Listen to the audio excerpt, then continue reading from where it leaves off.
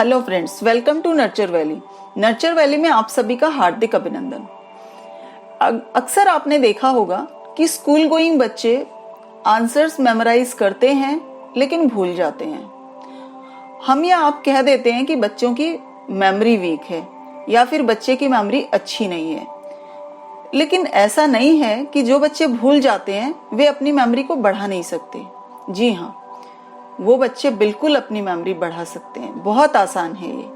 मैं memory trainer आपको बताऊंगी कि किस तरह से मेमोरी को इम्प्रूव किया जा सकता है।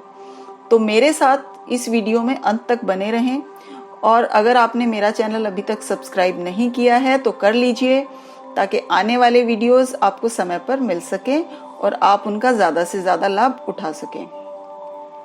तो आइए फ्रेंड्स, शुरू करते हैं कि मेमोरी को इम्प्रूव कैसे किया जाए। सबसे पहले तो ये ना समझें कि आपकी या बच्चे की मेमोरी वीक है।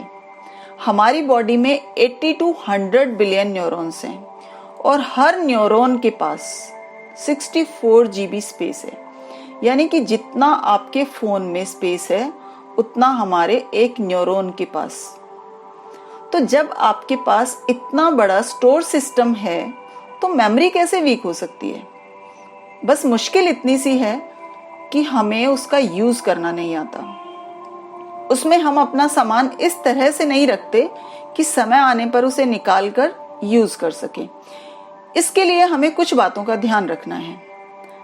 नंबर 1 है फ्रेंड्स, ब्रेन गेम्स खेलें। अपने बच्चों को ब्रेन गेम्स खेलने के लिए मोटिवेट करें, खुद भी खेलें। उनको पजल सॉल्व करने को दें। बच्चा जितना ज्यादा उनको सॉल्व करेगा उतना उसका ब्रेन, उसका माइंड एक्टिव होगा। नए पैटर्न्स बनना शुरू हो जाएंगे, न्यूरल पाथवेज बनना शुरू हो जाएंगे।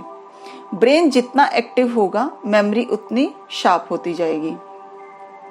नंबर 2 है friends, visual power enhancing. Memory improve करने का ये दूसरा तरीका है। जिस चीज को मेमोराइज करना है उसको कुछ मिनट तक ध्यान से देखें, फिर आंखें बंद करके उसी चीज को अपने विजुअलाइजेशन में देखें। इस प्रक्रिया को 2-3 बार दोहराएं। आप पाएंगे कि आपकी मेमोरी इंप्रूव होने लगी है, चीजें आपको आसानी से याद होने लगी हैं। अगला पॉइंट है हेल्दी डाइट। अक्सर आपने देखा होगा जब बच्चा स्टडी के लिए बैठता है तो उसे नींद आ जाती है। तो इसके वैसे तो कई कारण हो सकते हैं, लेकिन एक कारण बच्चे का खाया गया खाना भी हो सकता है। ऐसा खाना बच्चे को दें जो आसानी से डाइजेस्ट हो जाए, वरना होगा क्या कि बच्चे की सारी एनर्जी खाने को डाइजेस्ट करने में लग जाएगी और वो स्टडी छोड़कर सो जाएगा। यहाँ जरूरी है कि बच्चे को हेल्दी डाइट दी जाए, जिसमें green vegetables, fruits, dry fruits जरूर शामिल करें।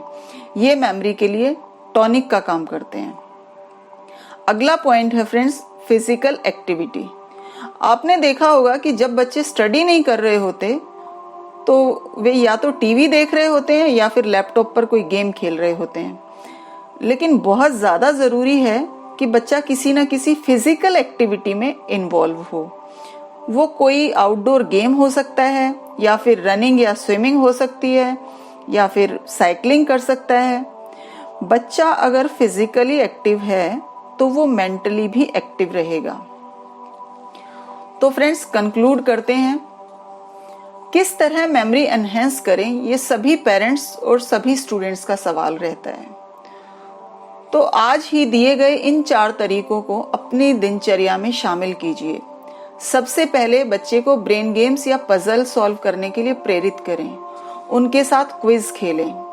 अगर कोई सेंटेंस, कोई वर्ड याद करना है तो उसे बड़ा बड़ा लिखें। 1 मिनट के लिए उसे देखें और फिर आंखें बंद करके विजुअलाइज करें उसी सेंटेंस को, उसी शब्द को। तो बहुत जल्दी उसे याद कर पाएंगे और मेमोरी भी अपनी एनहेंस कर पाएंगे। हेल्दी डाइट में बच्चों को वही खाना दें जो हमारे माइंड के लिए टॉनिक का काम करता है, जैसे ड्राई फ्रूट्स हैं, ग्रीन वेजिटेबल्स हैं।